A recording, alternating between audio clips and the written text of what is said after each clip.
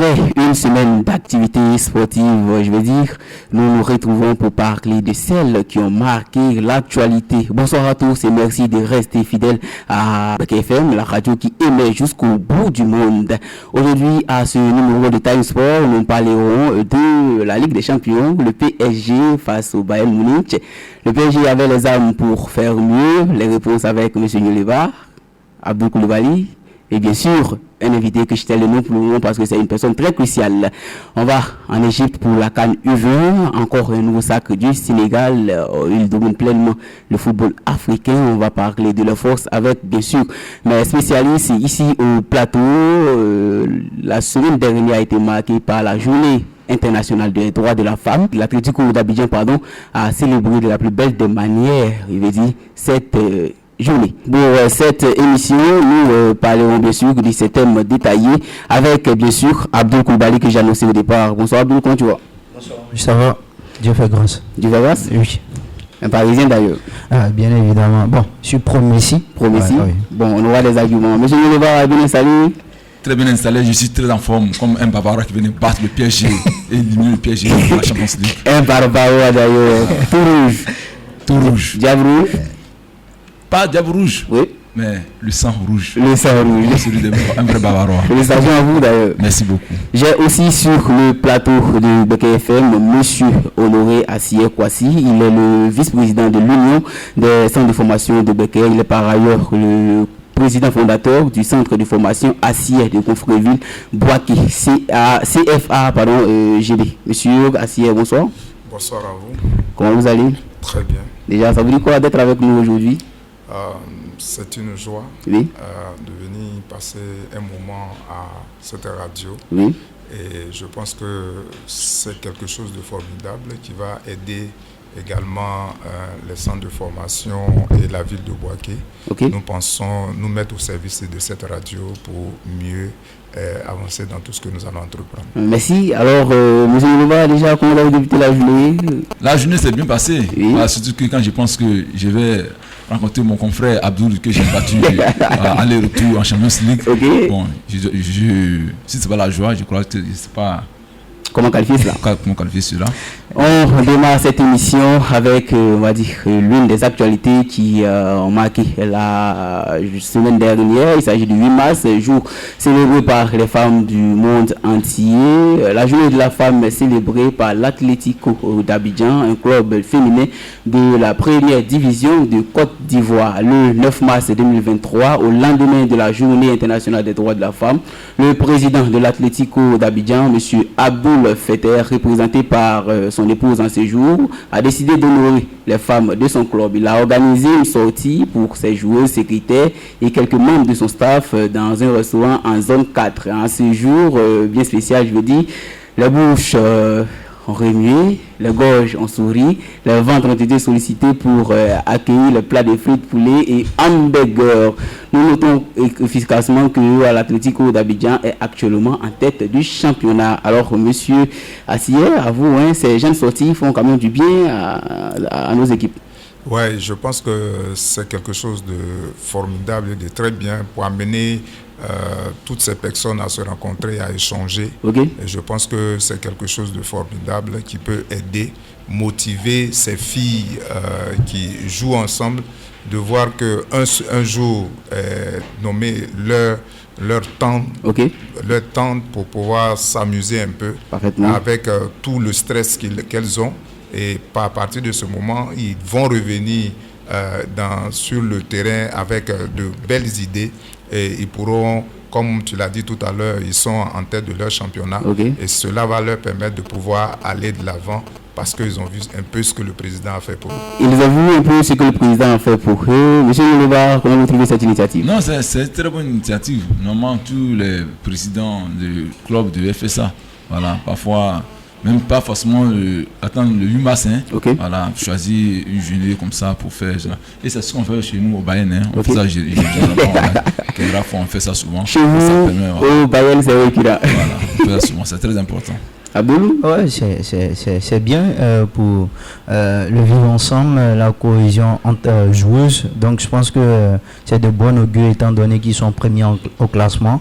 Je pense que c'est pour encore renforcer les liens et aller jusqu'au bout du championnat. Pourquoi pas terminer champion de Côte d'Ivoire. Parfaitement. Terminer champion de Côte d'Ivoire. Alors, comme je l'ai dit tantôt, nous avons un spécialiste du football local, du football dans la région de Becker, M.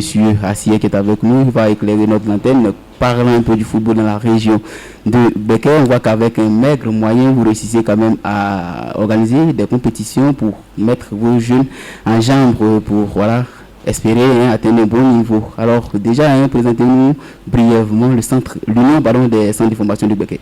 Alors, l'Union des centres de formation de Boaké a vu le jour parce qu'un constat a été fait depuis un certain temps. Nous, on a appelé ça le tournoi AFAF, qui a été dirigé par Walter Amann. Et pendant ce temps, on avait des matchs chaque semaine. Et après un match, on avait en retour un ballon.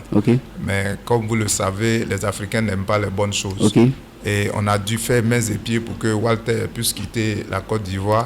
Et après, le championnat des jeunes est mort. Il n'y avait plus de championnat. On s'est retrouvé à Boaké avec nos enfants sans qu'il y ait de match de foot. Et après, Kader est arrivé. Et avec des amis, on s'est vu et on a décidé de créer cette association, l'Union des centres de formation du Becker, pour qu'on puisse participer à un championnat. Et nous avons créé le championnat l'année passée. L'année surpassée, nous avons été champions nous-mêmes. On a été champions et cette année, le champion, c'est Diaf. Et nous avons mis des coupes également, comme on aura la finale le 23. Le 23, oui. Voilà, avec la Coupe Chat, qui lui aussi fait du bien au centre de formation, parce que nous sommes à sa deuxième édition. Et je crois que l'organisation, elle est parfaite, elle nous fait du bien. Aujourd'hui, grâce à ce championnat, on a nos enfants qui sont sortis de Boaké. D'autres sont dans des clubs, d'autres sont dans des centres de formation plus élevé que la nôtre. Et je crois que ça a été une bonne initiative pour la ville de Boaké. Là, vous parlez un peu de la finale qui aura lieu le jeudi 23 mars 2023, bien sûr, à Koko. Le jeudi 23, nous aurons cette finale avec l'équipe de Santos et d'Ouba qui aura lieu à Koko. Au stade de Koko, le président Cha sera là. On a effectivement un grand invité qui sera le président de la fédération de football, et qui nous fait l'amitié de venir nous visiter. Et je pense que ce jour-là, on aura l'occasion de lui faire des doléances pour qu'on nous prenne un peu en charge. Parce que c'est vrai, les gens on dit il y a des joueurs en première ou en deuxième, en troisième division. Moi, je n'ai jamais vu la SEC en train de former un joueur qui ne sait pas jouer au ballon. C'est toujours dans les centres qu'on a puisé les joueurs et souvent même les centres ne gagnent plus rien parce qu'on va directement voir le parent et puis on dit bon, ton enfant va aller jouer chez moi, donc moi je suis prêt à l'emmener. Et au fil du temps, le centre sort perdant. Donc vraiment, on fait du bien à la Côte d'Ivoire, mais que la Côte d'Ivoire pense aussi à nous. M. Nalba, il dit que finalement, ça tourne un peu autrement. Comment vous réagissez à cette fin? Je voulais poser une question à M. Assier. La question est de savoir, puisque vous avez dit tout à l'heure que vous fournissez des joueurs à des centres de formation qui sont un peu élevés que vous ou à des clubs. Mais pourquoi ne pas chercher des partenariats avec ces clubs-là? Parce que si c'est un club de première division comme un club comme la SEC est mieux équipée. Pourquoi la SEC, si ce n'est pas un partenariat avec la SEC, vous aidez aussi dans ce sens-là? C'est-à-dire que vous leur fournissez des joueurs. En fait, lorsque la SEC vient à Boaké, par exemple, elle vient pour un recrutement. Quand elle vient pour un recrutement, on demande à tous les centres de formation qui ont des enfants de venir. Et c'est à eux, après eux, ils font leur recrutement, ils prennent ceux qui sont bons. Donc, c'est eux qui peuvent venir dire, ah bon, voilà, le travail que vous effectuez est bon. Donc, on souhaiterait avoir un partenariat avec l'Union, puisque ça se passe avec l'Union. Et à partir de l'Union, on pourra avoir des retombées. Mais malheureusement, ce n'est pas ce qui est fait. quand ils arrivent, ils prennent un joueur. Maintenant, au moins, ça commence à aller un peu parce qu'on va signer une convention entre la SEC et le centre de formation qui fournit le joueur. Et peut-être, on va lui donner des ballons, on va le fixer selon la convention, selon les désirs du propriétaire du centre. Et puis en cela, bon, on verra ce qui va se passer. Oui, Abdou. Il y a eu le cas de Fofana Datro qui a signé à Chelsea. Il y a eu un quiproquo entre son centre formateur et je pense le club norvégien où il a transité par là. Voilà, donc je pense que si les centres de formation sont dans les normes, on n'aura pas eu de problème. Non, effectivement. Si jamais la SEC vient ici, la SEC signe une convention avec, par exemple, votre centre de formation, après avoir recruté ce joueur. Mais si le joueur est maintenant signé demain en Europe, dans un gros club, mais est-ce que vous aurez des retombées à part la SEC? Si une convention est signée, elle est déterminée. Moi récemment, il y a un monsieur avec qui j'ai joué un match amical qui a pris un de mes joueurs qui a envoyé à San Pedro sans que moi je ne sois au courant. Mais quand j'ai découvert l'amant de l'enfant m'a aidé. Et je suis allé signer une convention avec FC San Pedro. Dans la convention, on m'a donné 100 000 francs et on me dit quand l'enfant signe en équipe pro, on me donnera 100 000 francs. S'il joue 10 matchs de championnat comme titulaire, on me donnera 200 000 francs.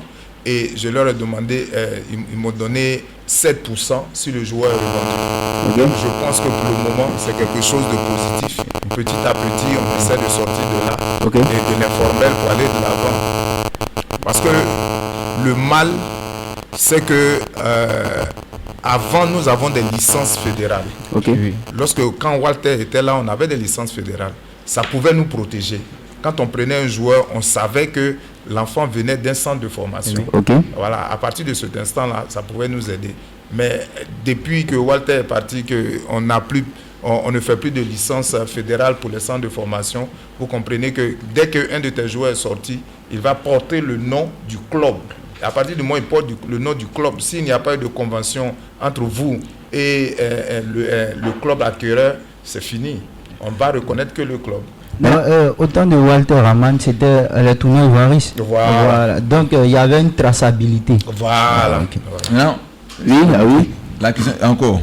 Si, à vous d'entendre, ça veut dire qu'il n'y a pas de licence fédérale du joueur lorsqu'il y a une centre de formation. Maintenant, oui. Il y en a pas. Ok, mais pourquoi même ne pas signer un contrat avec le joueur?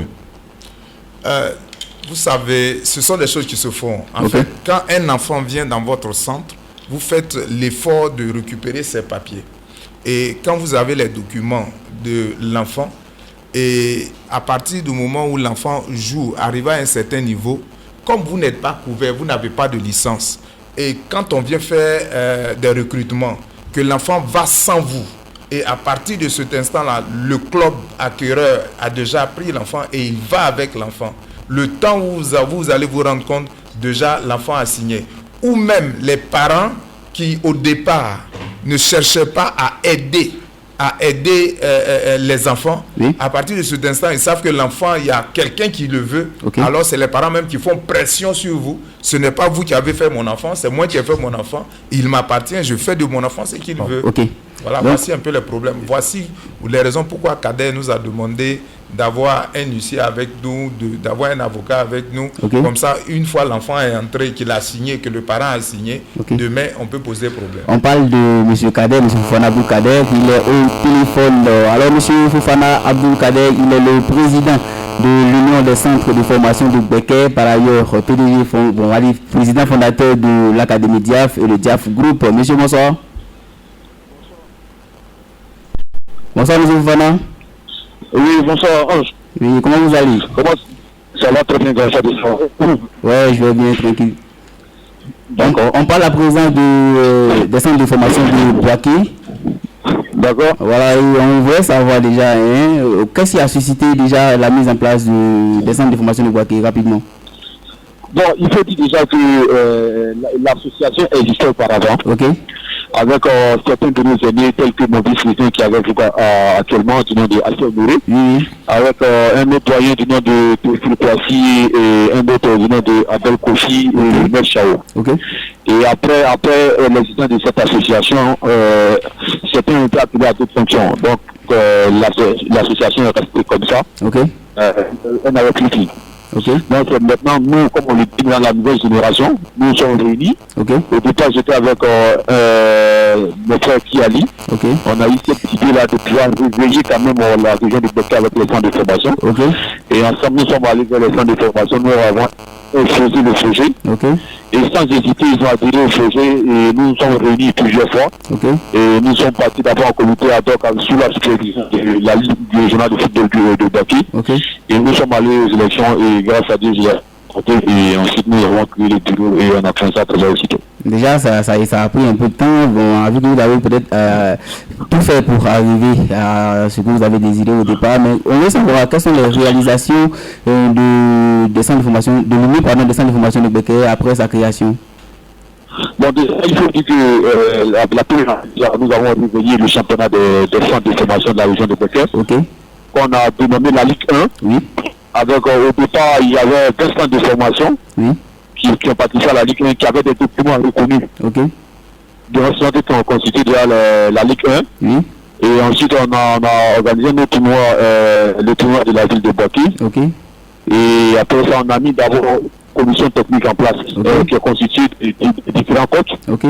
Qui voient si on a quand même les différents quartiers de Beké pour ressortir quand même des talents. Pour que nous puissions créer la sélection de la région de Beké. Donc aujourd'hui, nous avons la sélection des U19, la sélection des U17 et la sélection des U15 et tout récemment nous venons de créer la sélection des U12. Et avec toutes ces sélections que j'ai citées, vous allez trouver en leur sein les meilleurs de la région du Beké. Merci, déjà c'est un gros boulot, hein, je vais dire félicitations. Rapidement, je vais demander à mes consultants sur le plateau s'ils ont quelque chose à dire. Moi j'aimerais savoir, bonsoir monsieur Cadet. Bonsoir monsieur. J'aimerais savoir combien de centres de formation sont affiliés au niveau de Boaké, au niveau de la fédération ivoirienne. D'abord, déjà il faut dire que j'ai lancé tout récemment le recensement général de tous les centres de formation de la région de Beké, afin que nous puissions savoir combien de centres sont à la fédération ivoirienne de football. Et savoir aussi il y a combien de centres qui ont le récépissé de dépôt, la déclaration officielle et qui ont le journal officiel. Et savoir aussi ceux qui n'ont pas encore le journal officiel, comme grâce à Dieu avec mes contacts, on les fait d'avoir le journal officiel, afin qu'ils soient réellement constitués. Mais déjà avant le résultat déjà de ce recensement qui a été lancé, je peux vous dire que dans toute la région de Beké, peut-être que vous allez expliquer, mais il y a au maximum 15 centres de formation qui sont reconnus au niveau de la fédération. Et là, vous parlez un peu des compétitions que vous avez réveillées ici au niveau régional. Il y a une finale pour le 23 mars 2023. C'est la deuxième édition du tournoi en hommage au président Issa Diabaté Mécha, que nous avons lancé au niveau de l'association des centres de formation. Parce que c'est un monsieur qui fait beaucoup pour les centres de formation.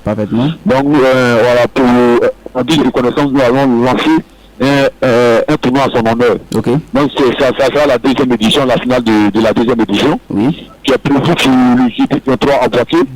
Avec un invité de taille qui est le président de la Fédération de football, M. Yassine Diallo. Alors, bonsoir, M. Cadet. Bonsoir, monsieur. Moi, je voulais un peu revenir sur les difficultés des centres de formation au niveau de la région. D'accord. Parce que pratiquement tous les centres pleurent parce qu'ils n'ont pas les moyens qu'il faut réellement, le matériel qu'il faut pour vraiment former les enfants comme il se doit. D'accord. Et on constate aussi qu'il y a la fuite de ces talents vers les autres clubs d'Abidjan. D'accord. D'abord, ma première question est de savoir, pour qu'un centre soit vraiment affilié à la fédération, il faut un certain minimum qu'il faut. Est-ce que tous les centres affiliés à la fédération au niveau de Boaké, ces centres ont tout ce qu'il faut réellement pour être appelés centres de formation? Et qu'est-ce que vous prévoyez pour vraiment stopper la fuite des talents de la région de Boaké vers les autres clubs? D'accord. Merci bien. D'abord, il faut dire que depuis l'arrêt des championnats de centres de formation organisés par la Fédération ivoirienne de football, nous avons constaté vraiment le flux, comme vous l'avez dit. D'accord. Et nous, au niveau de Boaké, nous sommes assis avec notre bureau, nous avons réfléchi à pouvoir canaliser ces jeunes-là en lançant à notre niveau les différents championnats de centres de formation. Okay. D'abord, dans un premier point, il faut pouvoir dissocier les choses. Okay. En matière de formation, c'est très complexe. Il y a des centres de formation et il y a des centres d'animation. Okay. C'est différent. C'est quoi la différence? La majorité de ce que nous voyons aujourd'hui, c'est des centres d'animation. D'abord, pour créer un centre de formation, il faut avoir un niveau d'abord et avoir un diplôme, c'est-à-dire la licence D. Okay. Comprenez-vous, comment je veux dire, déjà un entraîneur qui ouvre un centre de formation, qui n'est pas bien formé, comment est-ce qu'il peut former les jeunes? Question. C'est pas possible. Oui. Pourtant, un bon formateur, c'est qu'on aura un bon joueur formé. Effectivement. Mais quand on crée son centre de formation, la Fédération ivoirienne de football ne donne pas de subvention au centre de formation. Okay. C'est pas possible. La Fédération ivoirienne de football ne donne pas de subvention. Okay. Je prends un exemple. C'est-à-dire, vous, M. Ange, si vous êtes passionné de football et que vous avez des moyens, vous pouvez créer vos centres de formation en recrutant des entraîneurs de qualité, des entraîneurs de niveau pour pouvoir former vos jeunes. Okay. Et le centre de formation, il est payant. Okay. Mais quand il y a certaines personnes qui créent un centre de formation et qui demandent aux joueurs, vous ne payez rien. Okay. C'est nous-mêmes qui vous recrutons, les meilleurs, et nous allons vous former pour demain essayer de vous revendre, pour que nous puissions avoir comment on appelle ça, le montant que nous avons injecté dans le centre de formation. Okay. Donc concrètement on retient que voilà, un centre de formation n'est pas forcément subventionné par la fédération. Non, ce n'est pas forcément, mais nulle part ailleurs, ça n'existe même pas. Les centres de formation ne sont pas subventionnés. Peut-être qu'il peut arriver un instant où la fédération peut demander à la DPN, puisque c'est la DPN qui a le registre de tous les centres de formation affiliés à la Fédération ivoirienne de football. Parfaitement. Alors, je prends un exemple tout récemment. Pendant la période Covid, la FIFA a fait venir des fonds à la Fédération ivoirienne de football et elle a demandé de donner à des centres de formation qui sont reconnus. Et sur toute l'étendue de la Côte d'Ivoire, il y a eu trois centres de formation qui ont bénéficié de cette subvention Covid.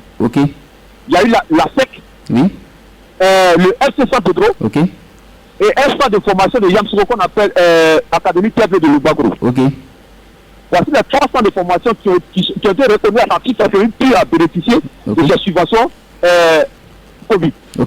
Parce que la FIFA nous dit pour avoir un centre de formation aujourd'hui, il faut avoir des terrains, il faut avoir un internat, tout. Mais quand on fait l'analyse en Côte d'Ivoire, à part l'achat du FC Saputo et le Racing aujourd'hui, quels sont les centres aujourd'hui qui ont un terrain créé à partir? Parfaitement, là vous avez raison. Voilà le gros problème. Donc là, je veux savoir, on revient dans la région de Becker, comment est-ce que vous vous arrangez pour organiser ces différentes compétitions chaque année? Bon, il faut dire déjà que quand on lance le championnat, on lance un prix forfaitaire à tous les centres de formation. C'est-à-dire un droit de participation. Et nous avons échangé avec la Ligue, de telle sorte que la Ligue puisse mettre son cachet sur les licences que nous confectionnons pour ces enfants-là. De telle sorte à pouvoir sécuriser les joueurs qui sont dans les centres de formation qui ne sont pas reconnus à la Fédération ivoirienne de football. Parce qu'aujourd'hui, les ligues régionales de football sont l'émanation aujourd'hui de la FIFA. Donc si la FIFA nous reconnaît, nous qui sommes union des centres de formation du Becker, donc si demain un enfant va à la SEC ou bien au FC San Pedro et que son centre n'a pas de retour, nous aujourd'hui avec l'accord de la Ligue régionale de Boaké, on peut se plaindre au niveau de la fédération pour dire l'enfant a une licence qui a été cachetée par la Ligue régionale de football de Boaké. Et on peut poursuivre l'affaire. Parfaitement. Voilà. Aujourd'hui, au niveau on va dire, des centres de Becker, le bilan il est scintillant, mais on veut savoir, est-ce que vous avez pris des initiatives pour rendre encore plus magnifiques les résultats à venir? Si oui, quelles sont ces initiatives-là? Oui, il faut dire d'abord que j'ai convoqué à une réunion tous les présidents du club de Boaké, c'est-à-dire DFC, Espérance, ASCB, même le club de division amateur. Ils sont venus, on s'est vu à la réunion, on a échangé ici un protocole. De telle sorte que s'ils ont bien des joueurs qui nous approchent, nous, à l'union des centres de formation, et nous allons contacter les centres qui mettent ces joueurs à leur disposition. Via un protocole d'accord. Et si demain l'enfant est revendu, le centre de formation de provenance de l'enfant puisse bénéficier de quelque chose. Donc nous avons ce protocole-là aujourd'hui avec tous les clubs qui sont à Boaké. Parce que chez nous, on dit, à l'union, on dit que la première option d'abord, ce sont les clubs de Boaké. Parce qu'à Boaké, il y a du talent. à chaque fin de championnat, nous essayons de récompenser les meilleurs joueurs. Tout récemment, pendant le championnat passé qui était parrainé par l'international, à la finale, nous avons donné des chaussures aux meilleurs défenseurs. Le meilleur gardien a eu une paire de gants. Le meilleur buteur a eu une paire de crampons. C'était une méthode pour nous d'encourager quand même ces jeunes-là. Pour dire que désormais, il faut compter sur nous qui sommes les aînés. Nous n'avons pas de moyens, mais nous allons faire avec ce que nous disons. Essayez de les encourager quand même, parce que c'est des enfants vraiment, ils le méritent. Voilà. Et après la Ligue 1, l'année passée, nous avons créé la Ligue 2. Qui regroupe tous les centres de formation de Boaké qui ne sont pas affiliés à la Fédération de football, mais qui ont quand même le récépissé de dépôt et la déclaration officielle. Et le premier championnat de la Ligue 2, ils étaient au maximum 10 centres de formation. On prend rapidement les avis de mes chers consultants sur le plateau. Monsieur Nilova, déjà un bilan. Déjà, je vois que, en tout cas, l'union travaille. Voilà, parce qu'il y a certaines émotions que moi, je n'avais pas. Voilà, je vois d'abord, M. Kader, je tenais à vous féliciter. Voilà. Merci. Voilà, je tenais à vous féliciter pour tout le travail que vous abattez. Mais je pense qu'on ne doit pas s'arrêter en si bon chemin. On doit s'arrêter en si bon chemin, il faut qu'on continue. Surtout moi, comment dirais-je, mon inquiétude, c'est surtout la fuite des joueurs. C'est vrai que vous signez un protocole avec les clubs de la région de Boaké, mais pour attendre si on revend le joueur. Mais d'abord, il faut que lorsque le joueur part, comment dirais-je, par exemple, à BFC, il faut que BFC cherche à reverser quelque chose au centre. Même si ce n'est pas de l'argent, on met quelques équipements pour permettre au centre de vraiment continuer à former. Voilà, parce que ici, ce n'est pas forcément la valeur pécuniaire que nous nourrissons, mais le matériel qu'il faut, si c'est des jeux de maillot, si c'est, surtout des ballons, vraiment, ça pourrait aider vraiment les centres de formation. Essayer de revoir ce côté aussi. Vraiment, ça serait très bénéfique pour notre région. Monsieur Fofana, j'espère que vous avez pris note. Oui, j'ai compris. Mais déjà, ce que je te lui dis, c'est que à notre réunion, nous avons deux clubs. Ceux qui sont en division amateur, comme il n'y a pas assez de subventions, on a arrêté quand même une base fixe. C'est-à-dire, si un club de 2-3 prend un joueur de centre de formation, le président doit lui remettre un montant plus de ballons au centre de formation d'où provient l'enfant. Déjà. Si la Ligue professionnelle, c'est-à-dire la Ligue 1 et la Ligue 2, s'il prend un joueur d'un centre de formation, donc le président doit lui verser un montant qu'on a arrêté avec un certain nombre de ballons. Déjà, l'initiative est de... Ce que je veux dire, si vous me le permettez, c'est que j'aimerais ajouter pour le frère. Il faut dire qu'aujourd'hui, avec le nouveau système FIFA Connect, seulement les clubs professionnels peuvent transférer des joueurs. Les clubs amateurs ne peuvent pas transférer des joueurs. Ce qui veut dire que nous qui sommes en centre de formation, nous ne pouvons pas transférer des joueurs sans passer par la vie professionnelle. Effectivement. Donc, je fais un exemple. Quand on donne un joueur à PFC, nous n'avons pas de droit sur l'enfant parce que nous, on n'apparaît pas dans la base de FIFA Connect. C'est le BFC qui apparaît dans la base de FIFA Connect. Donc, en donnant un enfant de centre de formation à BFC, on fait un protocole d'accord avec le BFC. De telle sorte que si l'enfant est transféré, si les fois qui vont revenir à BFC, le pourcentage du centre de formation lui revient. Mais quand on fait le protocole, c'est en présence d'un avocat avec ce qui suit. Puisque déjà à l'Union, nous avons un juriste. Vous avez un juriste, c'est ce qu'on retient. Alors aujourd'hui, avec la réhabilitation des infrastructures sportives à Boaké, comment vous comptez faire pour rehausser le niveau du football? Bon, déjà, c'est un appel qu'on va lancer. Voilà pourquoi je me réjouis du fait que le président Iggy Diallo soit à Boaké. On va poursuivre cela pour lui faire part de certaines doléances. Les infrastructures qui sont à Boaké doivent revenir vraiment aux pratiquants du sport. Et qu'on ne nous ferme pas la porte. Parce que, nos enfants que nous formons sur les terres battues, regardez le football qu'ils pratiquent. Parfaitement. Mais si on est dans de bonnes conditions, dans de bonnes infrastructures, imaginez ce que ces enfants peuvent faire. Parfaitement. Donc, il va falloir que vraiment il y ait une collaboration entre nous. Voilà pourquoi aujourd'hui je me réjouis de faire en association. Parce que quand nous sommes en association, la voix porte. Mais quand c'est individuel, vraiment ça devient compliqué. Et je pense qu'avec mes... Je pense qu'on fera tout, puisque moi-même j'ai été en football jeune de la Fédération de football. Voilà, donc je pense que le premier défend quand même le premier de centre de formation de Boaké. Parfaitement. Merci beaucoup. Aujourd'hui, avec le lancement des championnats de division régionale et district qui a eu lieu le vendredi 3 mars dernier, au bataillon 3 de Boaké, bien sûr. Quelle est l'émotion qui vous anime? Il faut dire que moi, je luttais pour ça.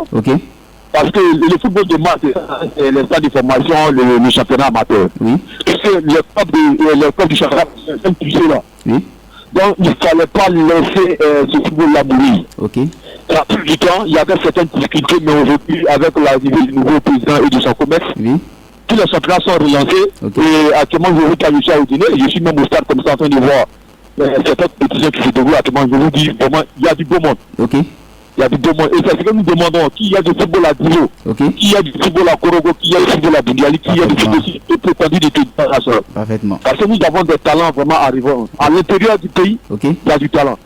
Aujourd'hui, quand vous regardez les clubs qui jouent le championnat, ils gagnent de première division. Il n'y a pas un club de ce championnat qui ne regorge pas un enfant de Boaké. Voilà. Donc, c'est pour dire que les responsables des centres de formation qui sont à Boaké font du très bon boulot. Et il faudrait qu'ils continuent comme ça à faire du bon boulot. Merci à vous, M. Fofana. Alors, la dernière question. Aujourd'hui, la subvention des clubs de D3 par la Fédération ivoirienne de football. Bon, déjà, comment vous trouvez l'initiative comment vous pouvez qualifier déjà le fonctionnement, la manière de gérer du président, M. Yassine Idriss Diallo? Il faut dire que je suis pour cela parce que il faudrait que l'argent devienne les acteurs du football ivoirien. C'est pas normal qu'un enfant pas. Le football, c'est un métier, c'est lourd. Ça nourrit son homme. C'est vrai qu'il y a des difficultés, mais il faudrait voir que les enfants jouent pour le gratuit, comme on le dit. Un enfant qui joue aujourd'hui, il faudrait que l'enfant puisse bénéficier quand même du fruit de son boulot. C'est tout à fait normal. Et aujourd'hui, le président Idriss Diallo demande au président du club de fournir le justificatif de la subvention qu'on leur donne. C'est-à-dire, à la fin du mois, quand tu arrives, tu déposes tes justificatifs, on vérifie tout. Et il y a la liste des joueurs qui constituent ton club. Avec leur numéro de téléphone. Donc la fédération appelle certains joueurs pour leur demander est-ce que vous avez reçu votre subvention à la fin du mois. Et quand ces joueurs disent qu'ils n'ont pas reçu, on bloque votre subvention. Je peux vous dire, actuellement, je vous parle, il y a 9 clubs et 2-3 que leur subvention bloquée à la fédération, ça fait 4 mois. Ils n'ont pas pu finir les justificatifs, donc la subvention bloquée là-bas. Parfaitement. Déjà, l'initiative est saluée. C'est à saluer. Voilà, l'initiative est à saluer, quoi. Parfaitement. Merci à vous pour votre disponibilité. C'était un honneur pour moi de vous avoir au téléphone. Je vous en prie. On va terminer avec le vice-président ici au plateau. Il n'y a pas de souci. Et vraiment, je salue tous vos consultants. C'est pas facile, mais vraiment, je leur dis merci. Et vraiment, je salue vraiment leur engagement pour le football de Boaké, le football ivoirien. Merci beaucoup et passez une excellente soirée. Alors, on revient ici au plateau, monsieur Assier. On a eu comme ça le président de la fédération, de l'Union des jeunes des centres de formation de Boaké qui a quand même donné de plus d'informations sur le fonctionnement. Mais avec vous, on doit forcément avoir vos impressions sur, par exemple, le lancement des championnats des régions et des districts. Déjà, qu'est-ce que ça vous dit? Il faut dire que c'est quelque chose que nous désirons depuis longtemps. Parce que nous savons que après le centre, il faut aller déjà en club. Et les clubs commencent par les championnats amateurs pour certains, qui ont un certain niveau. Et j'ai assisté, je crois, au 3e bataillon au lancement. J'ai vu des équipes évoluer. Et je pense que c'est déjà bon. C'est déjà bon de permettre à ces jeunes-là de pouvoir jouer au foot et de pouvoir avoir des personnes pour les regarder.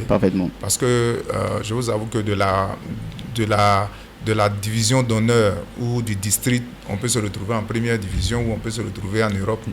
Donc c'est le fait de faire jouer ces talents qui nous préoccupe. Et si ça a commencé à se faire, c'est la joie qui nous anime et nous pensons que ça augure d'un lendemain meilleur.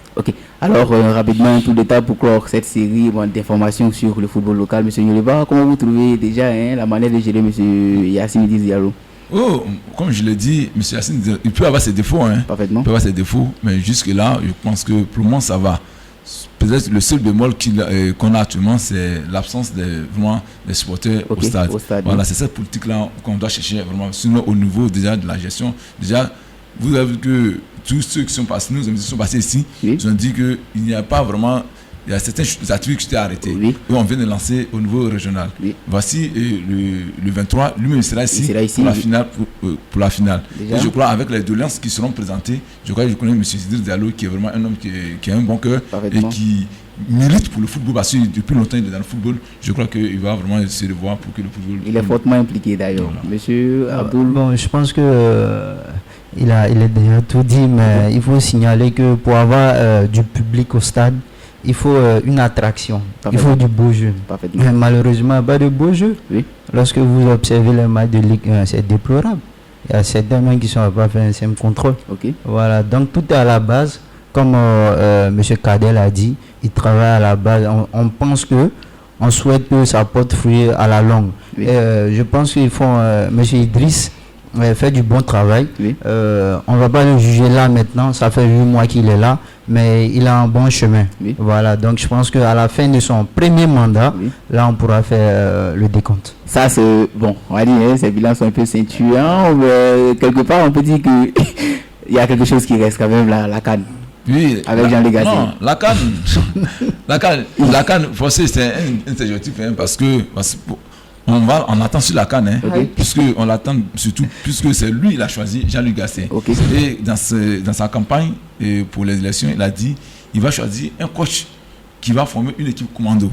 Et on sait très bien les commandos quand ils vont au front, il va avoir une défaite. Pas de pète. Voilà. Et la dernière fois dans son interview, il a dit on choisira 25 personnes qui vont défendre le navire ivoire. Et ces 25 personnes-là, notre objectif, c'est de remporter la CAN. Et quand il a dit pour remporter la CAN, j'étais très heureux. Il dit au moins, voici un président qui est très lucide, qui n'est pas dans... Oui. Mais non, mais c'est pas, il n'est pas le coach. Non, bon, on va aller quelqu'un, mais il n'est pas le coach. Non, il est l'employeur. Oui, voilà, vous savez, il est l'employeur. Comment je t'emploie? Il peut se dédouaner après. Non. Quand je t'emploie, je t'assigne des objectifs. Je dis voici pourquoi je t'ai employé. Mais toi, tu dois t'arranger pour que tu puisses atteindre ces objectifs. Si ça ne marche pas. Bon, on va prendre l'avis rapidement de monsieur le vice-président.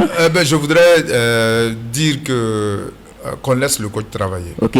Parce que généralement en Côte d'Ivoire, tout le monde est coach à la fois. Le président envoie son joueur, son secrétaire envoie son joueur, et on veut forcément que ce sont ces joueurs qui jouent. On a véritablement de grands joueurs en Côte d'Ivoire. Parfaitement. Mais l'utilisation, elle est mal faite. Parfaitement. Et c'est ce qui fait que depuis un certain moment, on a commencé à régresser. Sans quoi, le talent, il y en a en Côte d'Ivoire. Qu'on laisse les entraîneurs qui ont envie de travailler, faire leur travail, et que nous, on observe pour atteindre, si on leur a fixé un objectif, un but à atteindre, qu'on attende que lui finisse sa saison pour ne pas l'embêter. Si on continue, les médias. Voilà, on n'aura pas de résultat. Parfaitement. Parce que ce que nous on constate, c'est ça. Aujourd'hui, c'est devenu une histoire de camaraderie, c'est de l'amitié. Bon, prends mon petit, bon, je te donne un peu, et puis bon, finalement, il n'y a plus de jeu. Ceux qui doivent jouer ne peuvent pas jouer, et ceux qui jouent, c'est pour nous faire peine. Parfaitement. Oui, rapidement. Monsieur, ce que vient de dire le vice-président, pour dire aussi que c'est vrai, mais aujourd'hui, Idriss a laissé les pleins pouvoirs entre les mains de Gasset. C'est ce qu'on dit. Non, il a laissé les pleins pouvoirs. C'est ce qu'on dit. C'est un jeu que Gasset ne prend pas, on ne peut pas parler. Puisqu'on t'a déjà signé un relatif. Parce qu'il faut être aussi. Le vice-président est là, il est témoin. Il y a ce qu'on dit. Je pense que ce thème-là, on va l'aborder la semaine prochaine. Parce que là, on aura affaire à l'inauguration du stade de Boaké, au Côte d'Ivoire, donc on pourra en parler. En ce moment, on aura forcément la liste des joueurs. Effectivement. Les Barbarois, on reste aussi ce Direction Égypte, encore un nouveau sacre du Sénégal. Les Lionceaux ont abondé dans le même sens que leurs aînés de l'équipe A et de la catégorie U23. Le vendredi 11 mars 2023, en Égypte, les Guindés ont remporté la Coupe d'Afrique des Nations, catégorie U20.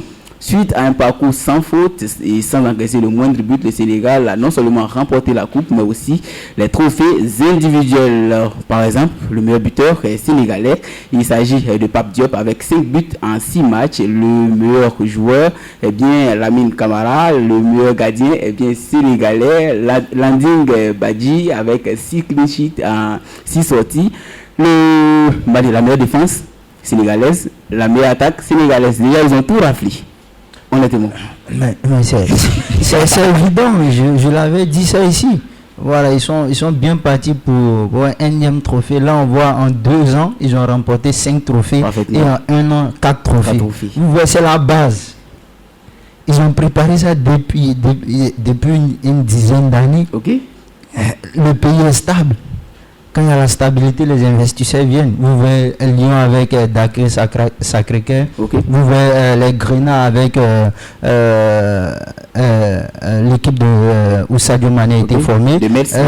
Voilà, donc il y a une politique qui a été mise en place. Et on les a laissé travailler, on a mis les Sénégalais à la place des Sénégalais. On n'est pas allé chercher loin.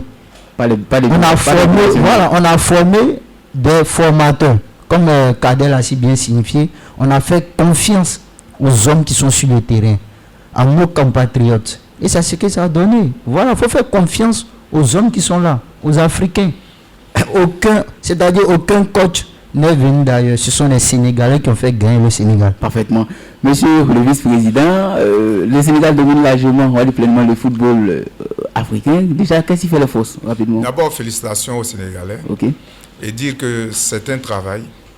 Et aujourd'hui, au Sénégal, vous trouvez des grands centres de formation qui ont la dimension des centres de formation de l'Europe et qui ont des véritables entraîneurs, qui sont de véritables diplômés, qui ont fait des stages également en Europe. C'est pour dire simplement que l'Africain n'est pas bête, souvent très intelligent et très sage également. Et on a permis aux locaux de pouvoir montrer ce qu'ils savaient. Vous remarquez que l'entraîneur de l'équipe nationale, certains ont voulu qu'on le lynche, mais on l'a gardé. Parfaitement. Et il y a eu résultat. Parfaitement. Pendant quelques années, il a trébuché. Et aujourd'hui, il a le résultat. Et en toute chose, c'est le travail qui paye. Si vous vous adonnez au travail, forcément, vous allez avoir un gain. Et les Sénégalais ont été patients. Ils ont travaillé. Aujourd'hui, ça paye.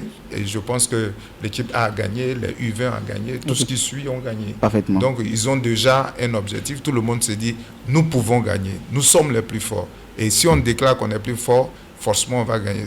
Le mal que j'ai, et vraiment cette année, au moins, en Coupe du Monde, les gens ont changé leur vision de voir les choses.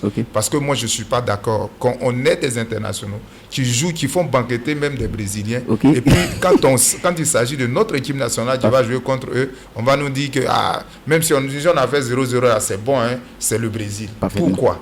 Pourquoi? C'est parce qu'on n'était pas ambitieux. Et cette année, les gens sont allés avec l'ambition. Vous voyez ce que ça a donné. Je pense que on est capable de pouvoir faire de grandes choses. Et le football, bientôt, ça sera en Afrique. Le football, bientôt, ça sera en Afrique. Alors, M. Nileva, rapidement, votre version sur la base du succès sénégalais. C'est juste dire que la patience et la formation payent. La patience et la formation payent. Les Sénégalais ont été patients. Et ils ont formé.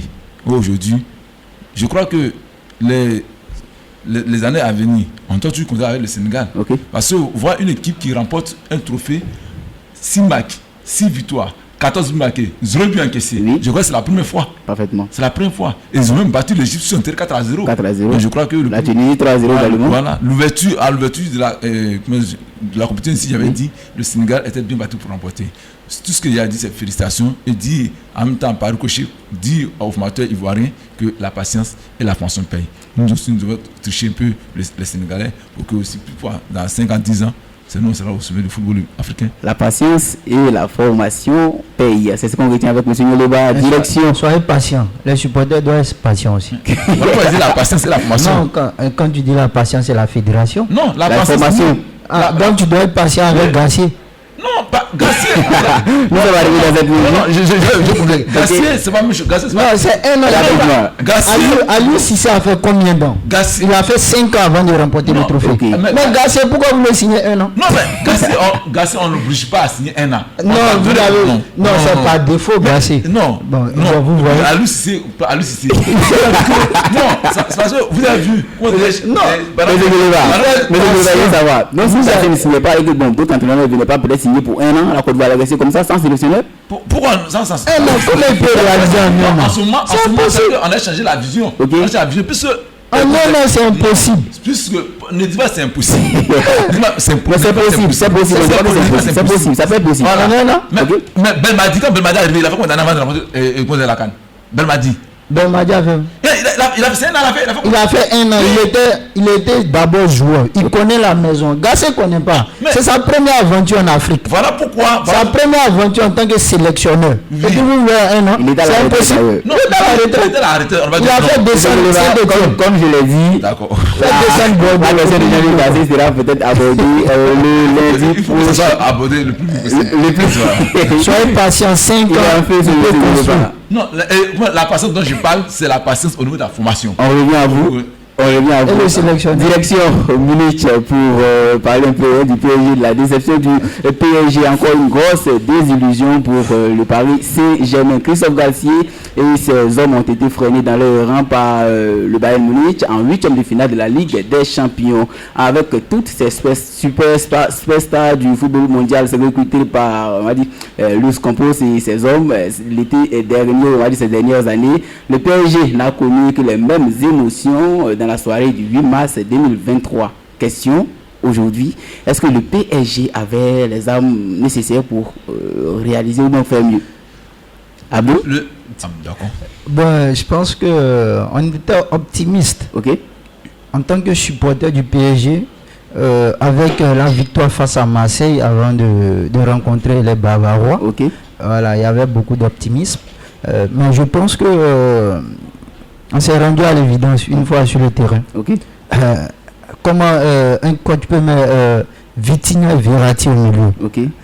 Ils ont le même style de jeu. Okay. Face à Goretzka et Kimmich, ça ne pardonne pas. Goretzka, c'est un monstre physique. Okay. Voilà, il fallait de l'impact au niveau du milieu de terrain. Parfaitement. Et par la suite des choses, on a vu El Shaddai qui est rentré, okay. Qui fait une passe dans l'axe okay. Pour Verratti.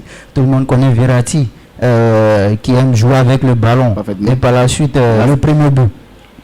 Donc je pense que Galtier est un grand entraîneur, okay. Mais il n'a pas les épaules pour supporter le PSG. Et l'environnement n'est pas propre, il n'est pas sain au niveau du PSG. Il y a une politique qui doit revoir la politique. Revoir la politique. On revient à monsieur le vice-président. Ouais, mais je voudrais dire que le PSG a des noms. Ok. A des noms. En football aujourd'hui, il faut prendre ceux qui sont prêts à jouer. Ok. On a voulu faire venir Messi. Ok. On a également le Brésilien Neymar. On a de grands noms et ça ne porte pas. Parce que ces messieurs ont déjà un nom. Okay. Et ils ne viennent que pour faire de la pub pour Paris Saint-Germain. Okay. Parce que dans le jeu, ce n'est pas possible. Okay. C'est des gens, quand ils ont le ballon, ils peuvent être importants. Okay. Mais dès qu'ils n'ont pas le ballon, ils sont plus importants. Il n'y a plus de jeu. Or, si on n'attaque pas par devant, forcément, on va avoir des problèmes. Okay. Et le problème du PSG, c'est ce problème-là. Ils n'ont qu'à oublier un peu les noms et prendre des gens qui ont envie de jouer au ballon, qui cherchent à avoir eux aussi un nom. À partir de ce moment-là, le PSG pourra remporter au moins une coupe. Sans quoi, ils vont mettre beaucoup de millions, mais ils resteront toujours à leur place. Ça sera toujours les mêmes années et elles vont se ressembler tous les jours. Monsieur Mouleba, rapidement, qu'est-ce qui a été la faiblesse des hommes de Christophe Galtier? D'abord, je vais dire à mon confrère Abou, lorsqu'il dit que Christophe Galtier était un grand entraîneur. Non, Christophe Galtier était un bon entraîneur, okay. Mais n'est pas un grand entraîneur. Voilà. Aller entraîner, c'est pas parce que tu as remonté le championnat avec lui que tu es un grand entraîneur. Okay. Tu es un bon entraîneur. Okay. Avec peu de moins. Non, effectivement, parce que l'équipe de Lille, il avait l'impact sur eux. Voilà, il quitte. Voilà pourquoi il n'est pas un grand entraîneur. Okay. Parce que tu prends un Pep Guardiola, tu le mets à l'équipe de Lille, il aura impact. Okay. Tu prends Pep Guardiola, tu le mets à l'équipe de PSG. C'est pour que c'est lui qui décide au niveau du PSG. Non, voilà, on a vu un match au niveau où au Campos, le directeur technique est descendu pour donner des consignes. Laisse-le diriger. Non, voilà pourquoi je dis, parce que je me rappelle quand Pep Guardiola était au Bayern, les gens ont voulu critiquer. Il a dit, je suis le coach, j'ai mes idées. Et mes idées, on doit fonctionner avec mes idées. Si le joueur qui refuse de fonctionner avec mes idées, il ne jouera pas. Ça, c'est un grand entraîneur. Il tape, et tous les dirigeants étaient d'accord avec lui. Mais c'est ça. Donc, un grand entraîneur ne peut pas être forcément un bon entraîneur. Non. Donc, mais il bute jusqu'à présent. Non. Jusque-là, si on veut parler de Pep Guardiola, Pep Guardiola. Il a tout prouvé, c'est que avec le Barça. Non, il a prouvé avec le Bayern. Bayern, il a remporté quoi? Attends. Que des coupes domestiques. Non. Oui. Et le championnat anglais, vous avez le championnat anglais, c'est le championnat de on t'a recruté pour remporter la Ligue des Champions.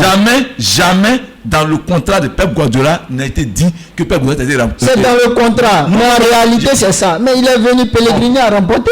Sans lui, ils ont remporté. Mais la Ligue de... en 7 ans, il a remporté combien de fois? Le championnat en 7 ans. On ne parle pas de championnat. On attend. Je reviens au Bayern. Je reviens au Bayern. Ça veut dire qu'en fait, les Français, les médias français, ils ont vraiment vanté le PSG.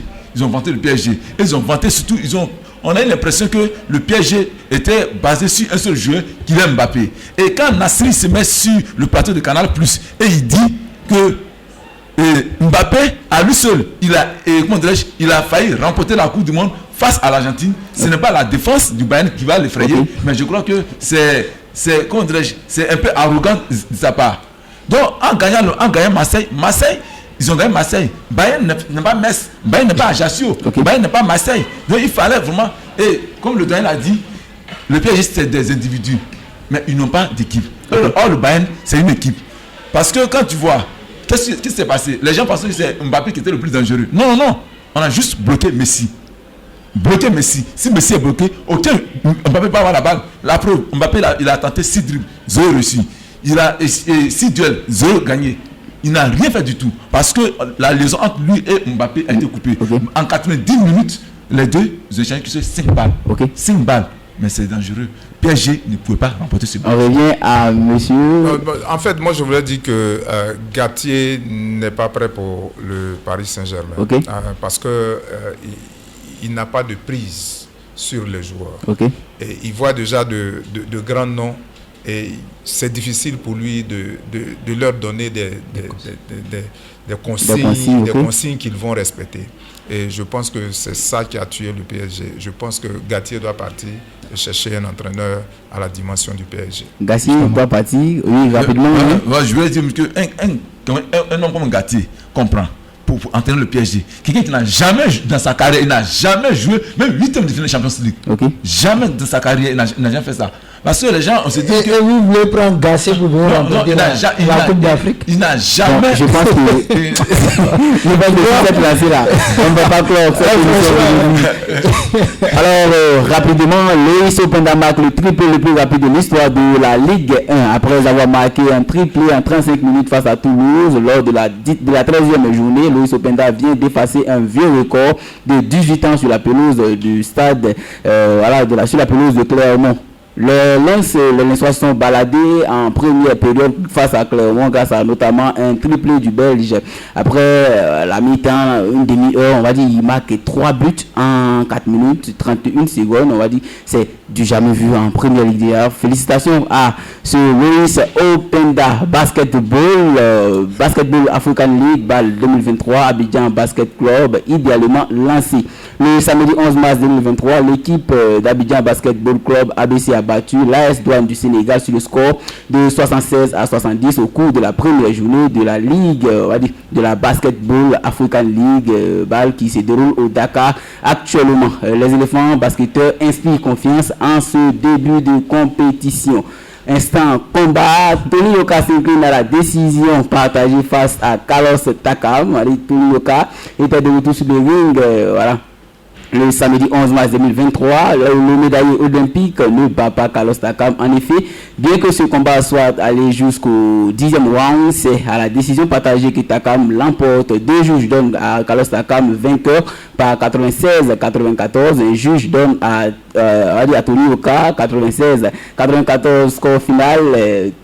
Carlos Takam remporte, on va dire, ce grand duel. Alors, mes chers consultants, on va dire rapidement, au revoir monsieur le vice-président de l'Union des centres de formation de Bequet qui a fait l'honneur, qui nous a fait l'honneur d'être présent sur ce plateau. Monsieur, un mot rapidement combiné avec un message à l'endroit de vos confrères. Je voudrais dire merci au président Kader qui m'a permis d'être là. Okay. Et dire merci également à tous les membres de l'association, le bureau exécutif. Okay. Et demander à tous les centres de formation d'être là le 23 okay. Au stade de Koko. Et dire également à la Fédération ivoirienne de regarder un peu plus bas. Okay. Que s'il y a des joueurs aujourd'hui en première division, c'est le travail de ceux qui sont sur le soleil. Okay. Nous souffrons également sur le soleil, qu'ils essaient de voir comme Walter a agi en permettant à chaque match au centre de formation d'avoir un ballon. Si nous avons aujourd'hui c'est les ballons qui font que nous avons des joueurs techniques. Okay. Moi, je ne peux pas entraîner si je n'ai pas de ballon. Okay. Et je ne peux pas avoir un joueur technique si le joueur n'est pas tout le temps avec le ballon, ne s'approprie pas le ballon, ne sait pas faire un contrôle, c'est difficile. Et je crois que si on nous donne des équipements, alors ils verront ce qu'on pourra leur donner. Que Dieu fasse en sorte qu'ils entendent cela et que nous puissions avancer ensemble. Merci à vous d'être passé à Bequet FM. Monsieur Yoruba, rapidement un coucou. Un coucou à Olivier Kahn à la direction du Bayern. Okay. Voilà, vous leur dites que je suis toujours de tout cœur avec eux. Okay. On sera toujours ensemble. Bon, je pense que c'est de remercier le vice-président, le président Kader, pour tout ce qu'il apporte au football local, de continuer sur cette lancée. Donc, je pense que à Bequet FM aussi, de continuer à couvrir, de faire la promotion du sport local, okay. Parce que il n'y a pas de radio qui le fait jusqu'à présent. Donc, je pense que c'est une bonne lancée. C'est ensemble qu'on pourra rehausser le niveau du football à Boaké. Merci à vous. Alors, chers auditeurs, aujourd'hui, nous avions parlé de la désillusion du Paris Saint-Germain, de la CAN U20. On va dire que les Sénégalais ont fait montre de leur connaissance, de leur savoir-faire. Ils ont remporté la CAN U20, 8 mars, la journée internationale des droits de la femme célébrée par l'Atlético d'Abidjan, un club féminin de la division ivoirienne. Deuxième défaite de Tony Oka face à Taka, mais aussi on a débuté même d'ailleurs avec l'Union des centres de formation de Bequet qui nous ont parlé un peu. Voilà, M. Fofana Abdoukader qui était au téléphone et aussi du vice-président, M. Assier Honoré qui nous a parlé également du football local. Merci à vous de nous avoir suivis. Au revoir.